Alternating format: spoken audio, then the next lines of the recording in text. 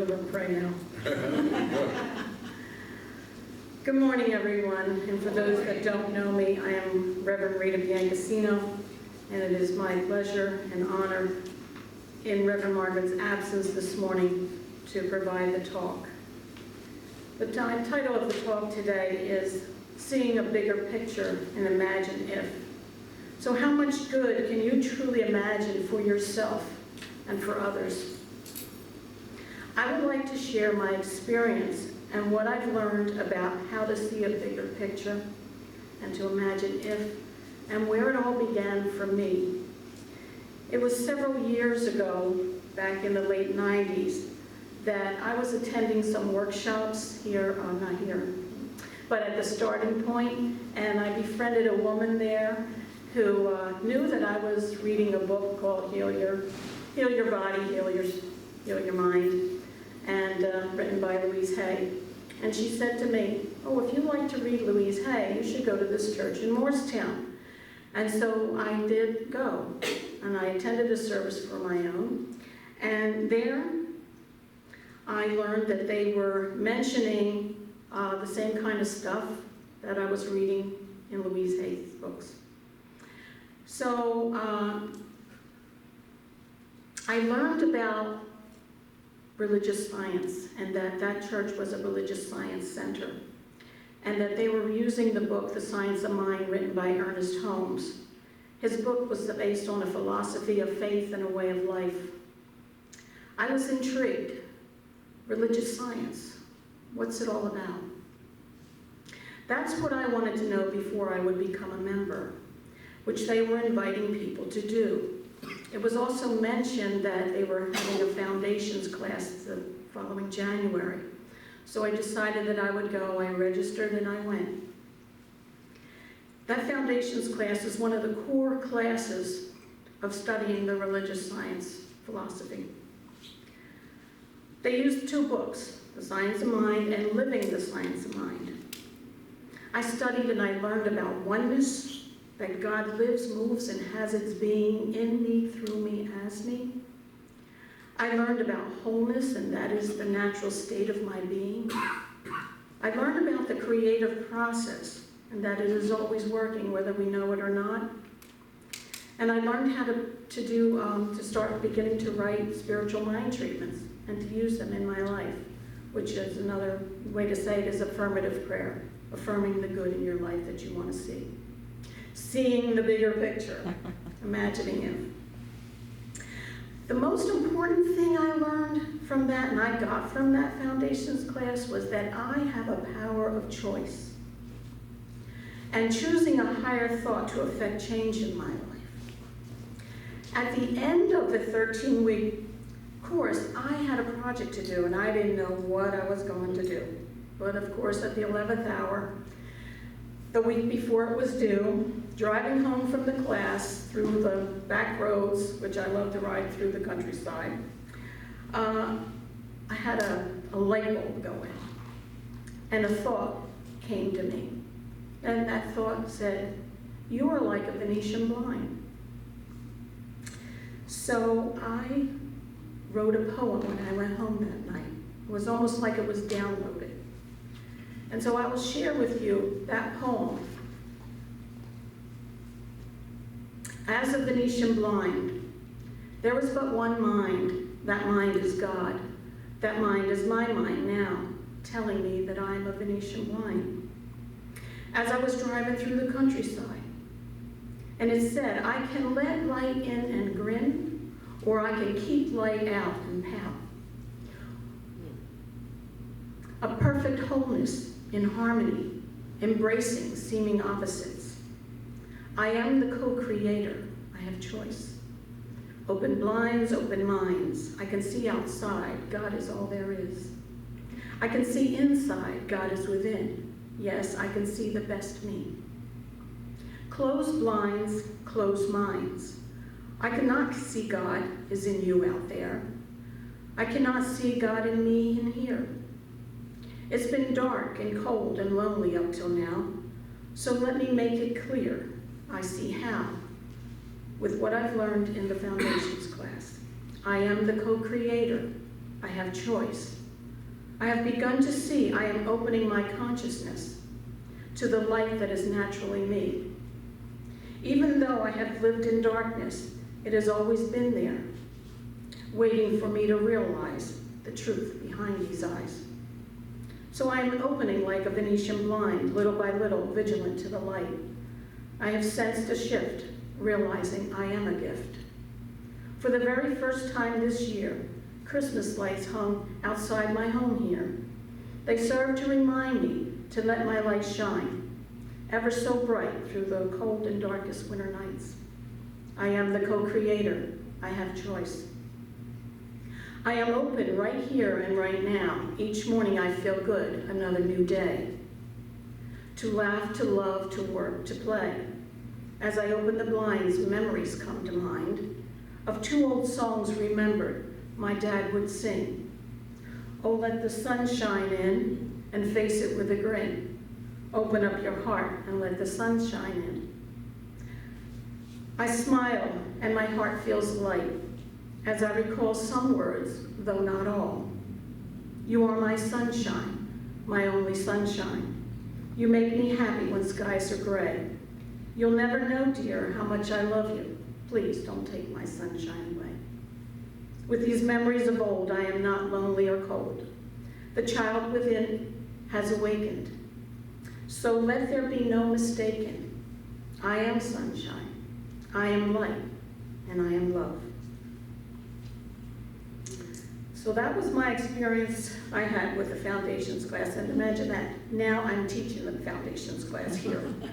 So if anyone has not taken it, and they missed this time, the next time it goes around, I encourage you to take it.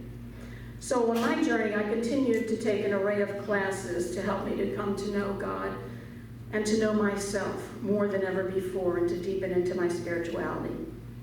I learned my subconscious mind had been accumulating all kinds of information over my lifespan, and that a lot of this information may not be serving me well in my life, regards to change your thinking, change your life.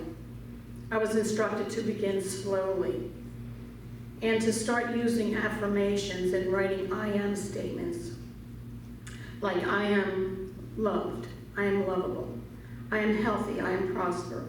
I have all I need when I need it. So it was suggested that we write them first and then say them aloud while looking in the mirror.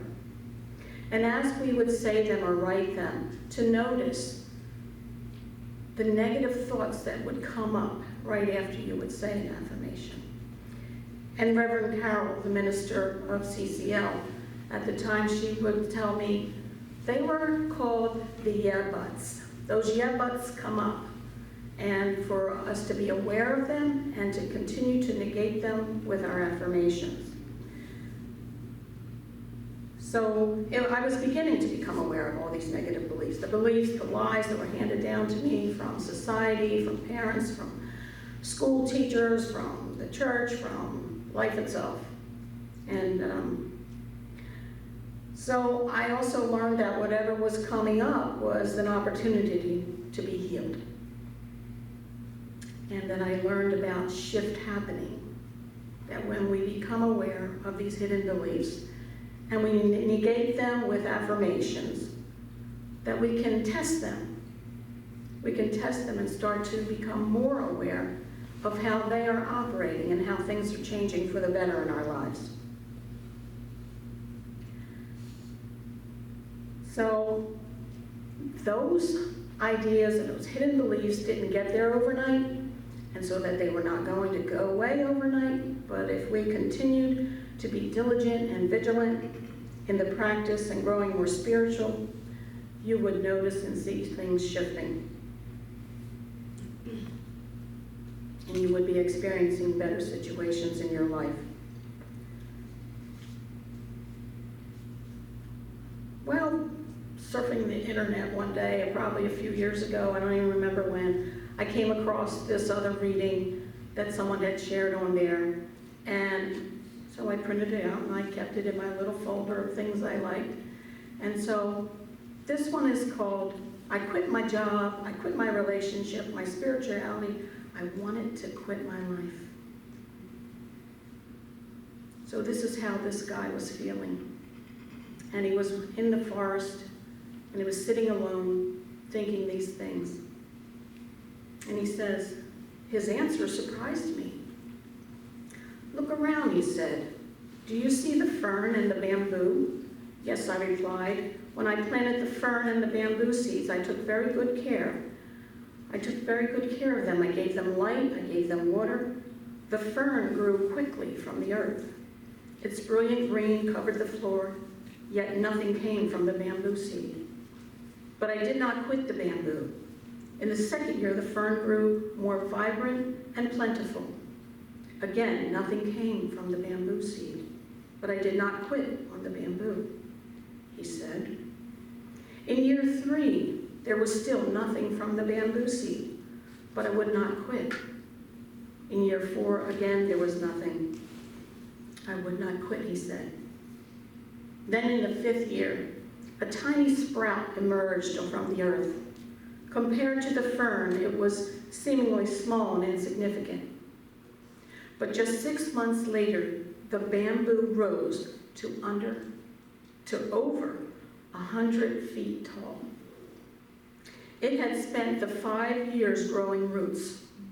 Those roots made it strong and gave it what it needed to survive. I would not give any of my creations a challenge it could not handle. So, my child, that all this time you have been growing roots. I would not quit on the bamboo, and I would never quit on you. Don't compare yourself to others." He said the bamboo had a different purpose than the fern. Yet they both make the forest beautiful. "Your time will come," God said to me. "You will rise high." "How high should I rise?" I asked. "How high will the bamboo rise?" he asked in return. "As high as it can?" I questioned. "Yes," he said. "Give me the glory by rising as high as you can." I left the forest and brought back this story. I hope these words can help you see that God will never give up on you. Never, never, never give up. So don't tell the Lord how big the problem is. Tell the problem how great the Lord is. Share this with your friends, and so I'm sharing it with my friends. So what else could we do to take action and affect positive change in our lives? How do we see a bigger picture? Seeing things differently, especially when emotionally triggered, our minds can make up all kinds of stories based on our unconscious beliefs and past experiences. What else can we do? We can check in by taking a self-talk inventory. What am I thinking? How am I feeling? How does this thought feel in my body? Where is this thought coming from? How do I negate it? What do I want to feel? See the bigger picture. Imagine if. Fake it until you make it. Act as if. Have a mental equivalent.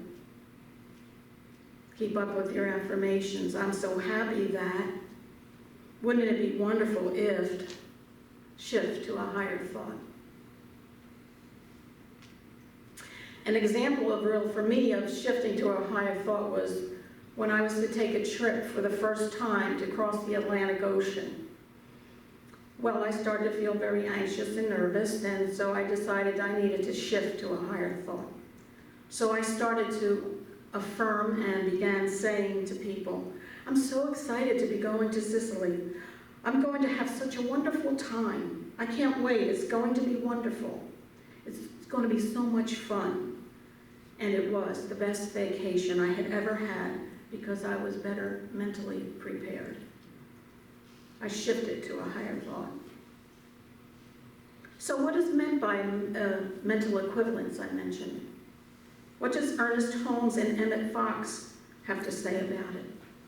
They were contemporaries in the early 1900s. Ernest Holmes was our New Thought writer, teacher, and leader of the Science of Mind philosophy that he wrote in 1926. He was the founder of the religious science movement and established it in 1927. He was from Maine, moved to Boston, and then toured the country for about 10 years before he settled in LA. And while he toured the country, he gave many talks, lectures, and he established this philosophy to be known across the country. Ernest was influenced by Mary Baker Eddy, Thomas Troward, Ralph Waldo Emerson, Emma Curtis Hopkins, and many more. Religious science is defined as a spiritual, philosophical, and metaphysical religious movement. Ernest explains mental equivalence in his book, The Science of Mind, in chapter 17, if you want to read it and get into more detail.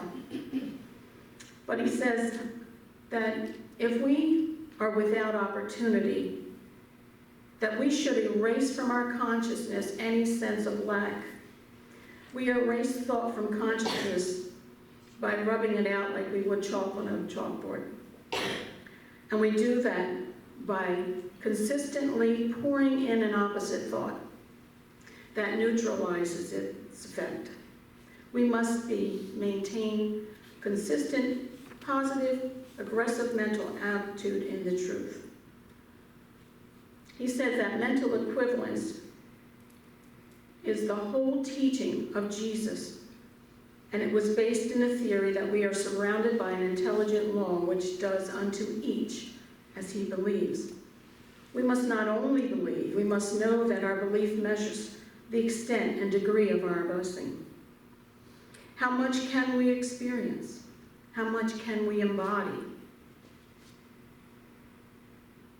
As big as ourselves to a greater vision, as we bring ourselves to a greater vision, we induce a greater concept and thereby demonstrate more in our experience, more good. We do not expect to give a treatment for prosperity and have $1 million tomorrow, but little by little, we can unfold our consciousness through the acquisition of greater and greater still mental equivalence until at last we are made free. I guess like that bamboo. He does not say that we must remain there, but that is, we're vigilant, that we can change our realities. And that when things look the worst, that is the best time to demonstrate to ourselves, and therefore the most satisfying. And in bold letters in that chapter he puts, to desert the truth in the hour of need is to prove that we do not know the truth. So Emmett Fox, who was Emmett Fox? Emmett Fox was born in Ireland. He was an Irish New Thought spiritual leader in the early 1900s, primarily during the Great Depression. Divine Science minister at the First Church of Divine Science, Church of Healing Christ in New York City, New York, on the East Coast. Emmett Fox also was influenced by Ralph Waldo Emerson, Mary Baker Eddy, and Thomas Troward, and many more. He also has written many books and pamphlets, one of which is entitled Mental Equivalence. You may want to read. Emmett, another little tidbit of information from Emmett was that, or about Emmett, is that his secretary was the mother of one of the men who worked with Alcoholics Anonymous co-founder Bill W. And partly as a result of this, the AA groups often would hear Fox lecture. His writing, especially the Sermon of the Mount, was said to be used to help build character amongst the early members of AA. And it was also strongly encouraged that these members of AA read Thomas Troward's lectures on mental science, and that AA's fourth step made a searching and fearless moral inventory of ourselves was totally based on cause and effect. And it helped to identify fears behind each character defect. So Emmett Fox also explains mental equivalence. How do you do it? And he writes, you build in mental equivalence by thinking quietly, constantly, and persistently of the kind of thing you want. I say, imagine if. Here are some of the quotes that Emmett had written. I found them on Google. You must not, under any pretense, allow your mind to dwell on any thought that is not positive, constructive, optimistic, or kind. Life is a state of consciousness. Do it trembling if you must, but just do it. It is the food which you furnish your mind that determines your whole character in your life. Whatever you think rightly concerning will go well. Whatever you think wrongly will go ill. Whatever you think upon grows. There's no difficulty that enough love will not conquer. No disease that enough love will not heal. So we are so inundated by the news of the world and current events that the media dramatizes and magnifies the negative and provokes fear in us all. How are we supposed to deal with all these negatives? What can we do about it? We are told to keep the high watch. And what does that mean, and how do we do that? We stay informed, yet we don't listen to the same news all day long. We don't deny the facts, accept the facts of the events, circumstances, conditions, diagnoses, etc. You feel your feelings about it, yet you know the truth. Jesus said, "Judge not by appearances." The truth is that God is all there is, love is all there is, and God is love and omnipresent. We can know truth, speak truth, and see truth. We can choose love by practicing not to dwell on negative things, talking about them incessantly, continuing the dramatization. We can drop all fears, judgment, envy, jealousy, and notions of lack and limitation. We can choose not to character assassinate others by idle gossip. We can focus on, magnify, and affirm the good we see. Like when we go out, we can just make it a practice of seeing God in everyone and see friendly people everywhere we go. We can affirm that people are supportive of each other. And we can know that something good is being worked out here, because out of chaos comes order. There is enough for everyone. Share your good. Know there is always more to come, and that God's good belongs to all alike. Bless everyone. See them whole, happy, and prosperous. Celebrate your own and everyone else's wins and successes. And we can affirm despite appearances. We can consciously choose love. And remember to keep the high watch. Feel all your feelings, but don't get stuck in the negatives. And in summary, I'd like to just mention all the things I spoke of. I spoke of oneness, wholeness, the creative process, affirmative prayer, the thought of changing your thinking and changing your life, self-awareness, shifting to a higher thought, and the great power of choice, affirming truth despite appearances, having a mental equivalent, seeing the bigger picture, imagining if.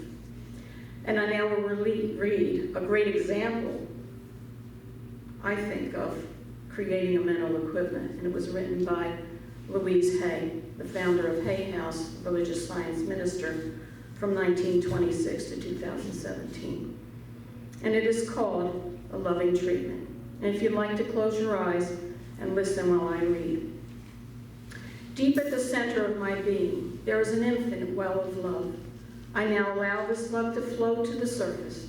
It fills my heart, my body, my mind, my consciousness, my very being, and radiates out from me in all directions, and returns to me multiplied. The more love I use and give, the more I have to give. The supply is endless. The use of love makes me feel good. It is an expression of my inner joy. I love myself, therefore, I take loving care of my body. I lovingly feed it nourishing foods and beverages. I lovingly groom it and dress it. And my body lovingly responds to me with vibrant health and energy. I love myself, therefore I provide for myself a comfortable home, one that fills all my needs and is a pleasure to be in. I fill the rooms with a vibration of love so that all who enter, myself included, will feel this love and be nourished by it. I love myself, therefore I work at a job that I truly enjoy doing, one that uses my creative talents and abilities, working with and for people I love and that love me, and earning a good income. I love myself, therefore, I behave and think in a loving way to all people. For I know that that which I give out returns to me multiplied. I only attract loving people in my world. They are a mirror of what I am. I love myself, therefore I forgive and totally release the past and all past experiences, and I am free.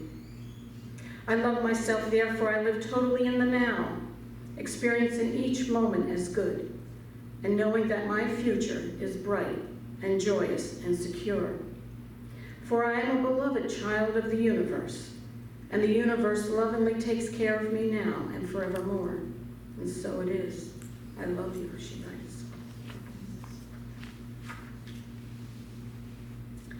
So I'm going to ask the ushers if they would pass out my handout for me to everyone. So I'm handing out a paper that's called Self-Talk Inventory. And this daily exercise, you can do it at home, sit quietly with it, and answer these thought-provoking questions. And I don't know where I got this from. I didn't write it, but it's been on my refrigerator for years. So I encourage you to put it somewhere where it's visible for you to see every day, you know. And I'll read the questions out loud, and then you can take it home with you and do it at your leisure. Ask yourself the following questions each day. What am I saying to myself right now? What have I been saying this past hour? Are my thoughts about myself positive or negative? What part of the day is my self-talk most active? And under what circumstances do I notice my self-talk? I think these are good questions. And as I would look at on my refrigerator from time to time, it was a great reminder to do just that. What am I thinking today? And so I would also like to encourage you to notice your thoughts and how do you feel when thinking them? How do you want to feel? Create mental equivalence by imagining if. Write a list and say, it feels good to be, to do, to have. Create for yourself a mental equivalent of your desires. Maybe while listening to some uplifting music of your choice, like Imagine by John Lennon, I like that song. Or I Feel Good, like James Brown's song. Or I'm So Excited by the Pointer Sisters. Or Don't Worry, Be Happy by Bobby McFerrin. Hey, you know what? I can play it if you want to sing. I was going to just... I found it. The end. Go ahead. All right. You got to sing it. All right.